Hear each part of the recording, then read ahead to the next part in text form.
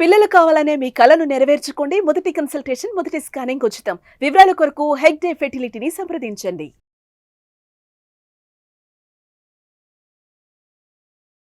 నమస్కారం, welcome to Suman TV. నేను గీతాంజలి.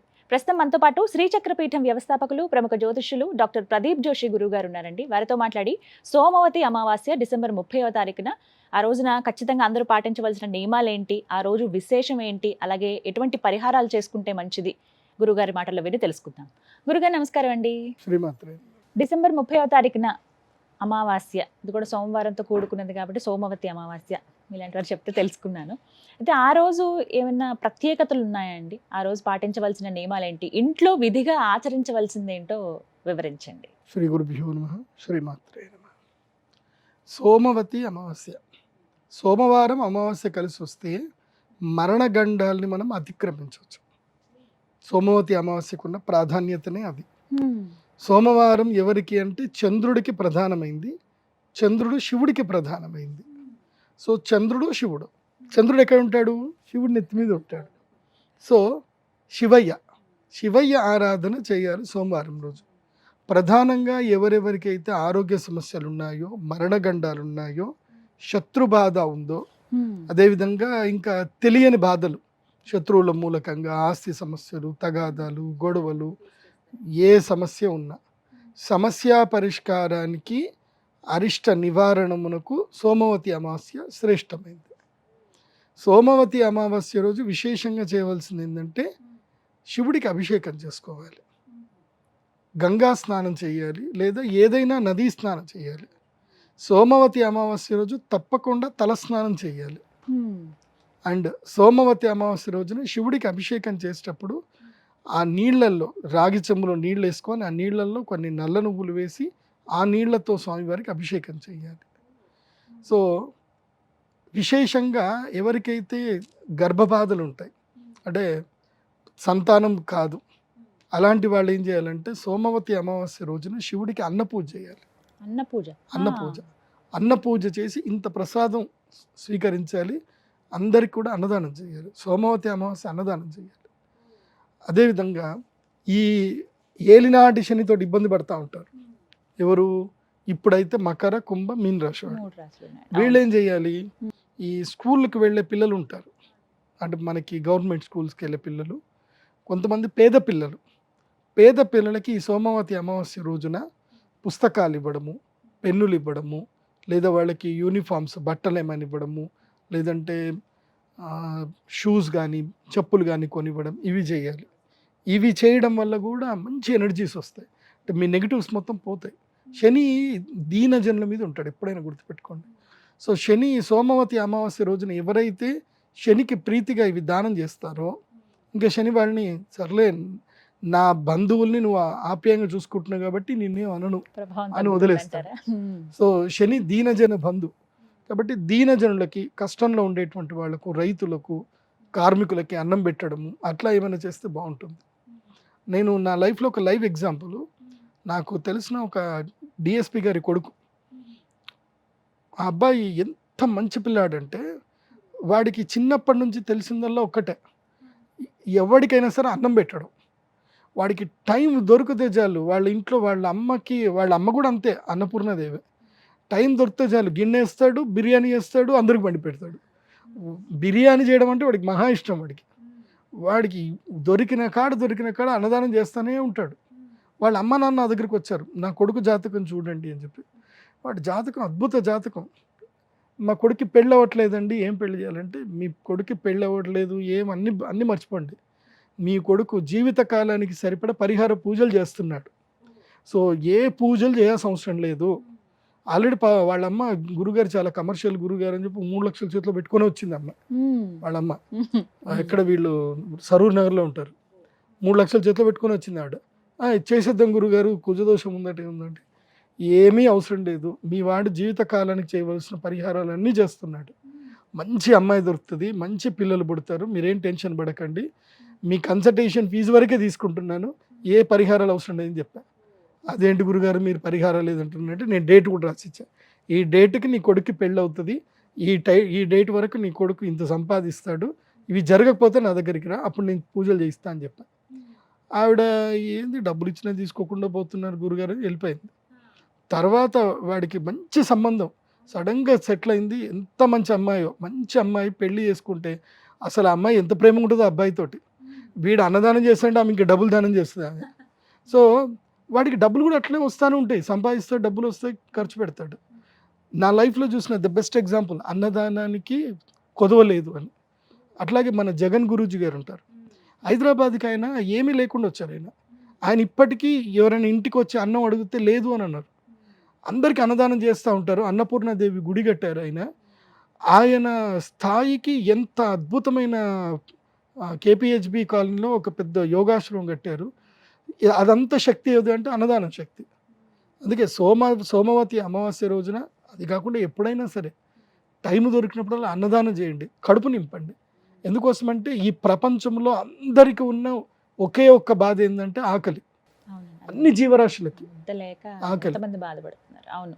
కాబట్టి అందరికీ అన్నదానం చేయండి, జంతువులకు పెట్టండి, అన్ని చేయండి, కడుపు నింపండి. మీకు ఏ జ్యోతిష పండితు దగ్గరికి వెళ్ళాల్సిన అవసరం లేదు, గుడికి కూడా పోవాల్సిన అవసరం లేదు. కడుపు నింపినటువంటి వాడు అంటే గర్భాలయం నింపితే చాలు, ఇంకా ఎక్కడికి వెళ్ళాల్సిన అవసరం లేదు. కడుపు నింపితే చాలు, దేవుడు నీ దగ్గరికి వచ్చి పక్కన కూర్చుంటాడు. ఎందుకోసమంటే ఆయన చేసే పని నువ్వు చేస్తున్నావు కదా అని. ఎందుకోసమంటే ఆయన చేసే పని కూడా అంతే కదా. సో సోమవతి అమావాస్య రోజు అన్నం పెట్టండి. ఇంకొక విశేషం ఏంటంటే శత్రుబాధ ఉంది, భయంకరమైన శత్రుబాధ, గ్రహ బాధలు ఉన్నాయి, అసలు ఏది జరగట్ల, ఏ పని జరగట్లే, ఏదో ఒక సమస్య. బగలాముఖి దేవి పూజ చేయండి సోమవతి అమావాస్య రోజు. ఎవరైనా చేయవచ్చు, ఎవరైనా చేయొచ్చు. బగలాముఖి సాధన అంటే మంత్ర సాధన గురువు గారు చేస్తారు. మీరు తెల్ల ఆవాలు, ఇప్ప పువ్వు, తోక మిరియాలు అవి వేయడం మీ పని. మంత్రానికి మీరు జస్ట్ అభిష్ట నివేదన చేయండి, గురువు ఆశీర్వాదం తీసుకొని వెళ్ళండి. మాల ఇస్తారు, పసుపు మాల ఇస్తాము, తర్వాత బగలాముఖి లాకెట్ ఇస్తాం, తీసుకొని వెళ్ళిపోండి, మీ పని జరిగిపోతాయి.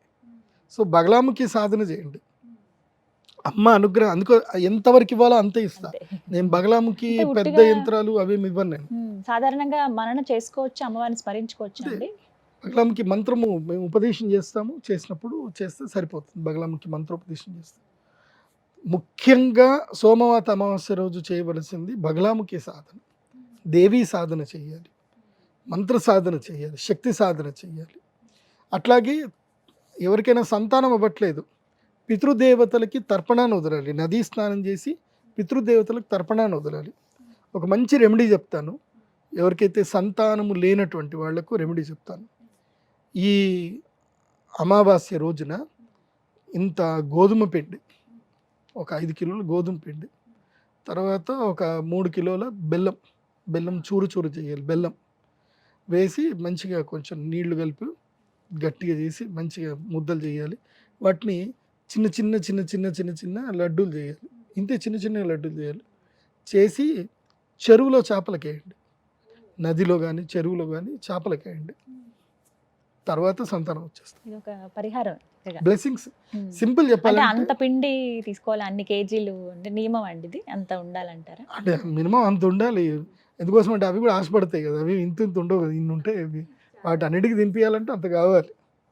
5 కేజీలు పెద్దగా ఏం కాదండి, 500 రూపాయలు అయిపోతుంది. ఇది 5 కేజీల పిండి నాకు తెలిసి 300 రూపాయలు వస్తుంది. 3 కేజీల బెల్లము 200 రూపాయలు వచ్చేస్తుంది. నీళ్ళైతే దేవుడు ఫ్రీగానే ఇచ్చాడు, ఇంకేం కావాలి. 500 రూపాయలు అయిపోతుంది, చిన్న రెమెడీ. చేపలకు తినిపించండి. ఎందుకోసమంటే ఈ ప్రపంచంలో విరివిగా సంతానాన్ని కనేటివి చేపలే. వాటి ఆశీర్వాదం వస్తే సంతానం అయిపోతుంది. కాబట్టి చాలా విశేషం అయితే ఎన్నో రకాల లాల్ కితాబ్లో చెప్తారు, ఇవన్నీ కూడా పరిహారాలు ఉంటాయి, చేయండి. ఇవన్నీ మంచి పరిహారాలు తీసుకోండి. ఈ రోజు ప్రత్యేకించి సోమవతి అమావాస్య రోజు చెయ్యకూడని పనులు ఏమైనా ఉన్నాయా గురుగారు? అస్సలు ఈ పనులు మాత్రం చేయకండి అన్నటువంటివి ఏమైనా ఉన్నాయా?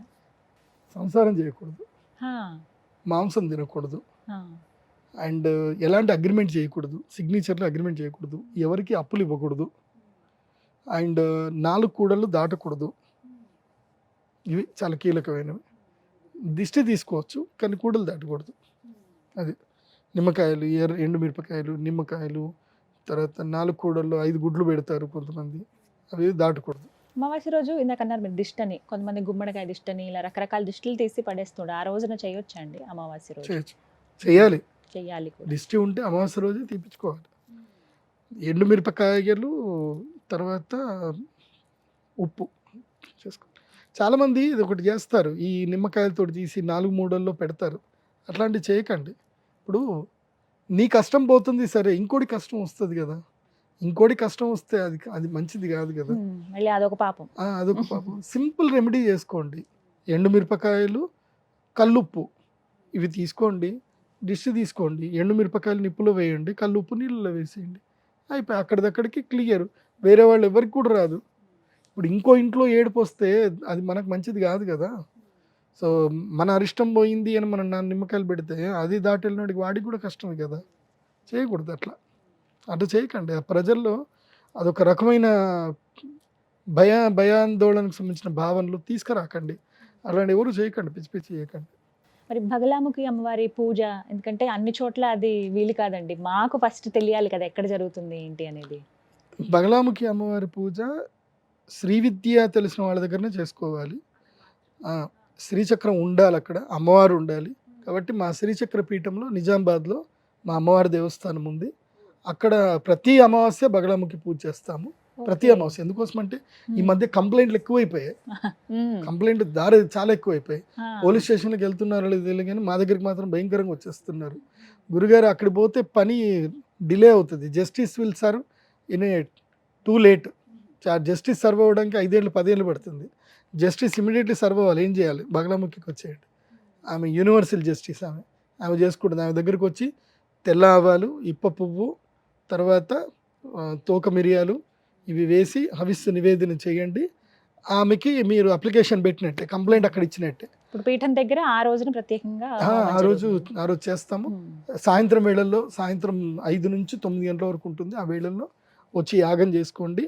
అమ్మవారికి మీ కంప్లైంట్ అక్కడ ఇవ్వండి, అమ్మవారు చూసుకుంటుంది. మీ సమస్యలు ఏమున్నా అమ్మవారు చూసుకుంటుంది. అక్కడ ఇంకా ప్రత్యక్షంగా రావాల్సి ఉంటుంది కదా. ప్రత్యక్షంగా రావాలి. ఇవి ఆన్లైన్ పూజలు అయితే ఉండవు బగలాముఖికి. తప్పకుండా పసుపు మాల తీసుకోవాలి. అక్కడికి వచ్చిన తర్వాత పసుపు మాల ప్రసాదంగా తీసుకోవాలి.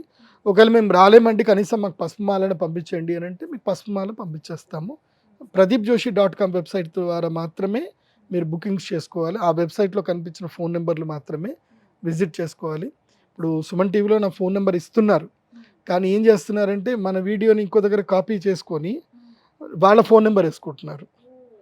చేసుకొని అవి షార్ట్స్ చేసుకుంటున్నారు. వాళ్ళకి ఫోన్ చేయగానే ఆ గురుగారు ఉన్నారండి, స్నానం చేస్తున్నారండి, లేదంటే పూజ చేసుకుంటున్నారండి, ఆ గురుగారితో మాట్లాడడం కుదరదండి, మీకు ఏమైనా ఉంటే మేము పంపించేస్తానులేండి అని చెప్తున్నారు. నా పేరు చెప్పుకొని వేరే వాళ్ళు వ్యాపారం చేస్తున్నారు. దయచేసి మోసగాళ్ళని నమ్మకండి. గురువు గారి వెబ్సైట్ ఏదైతే ఉందో అందులో నా వెబ్సైట్ ద్వారా మాత్రమే విజిట్ చేసి బుకింగ్ చేసుకోండి.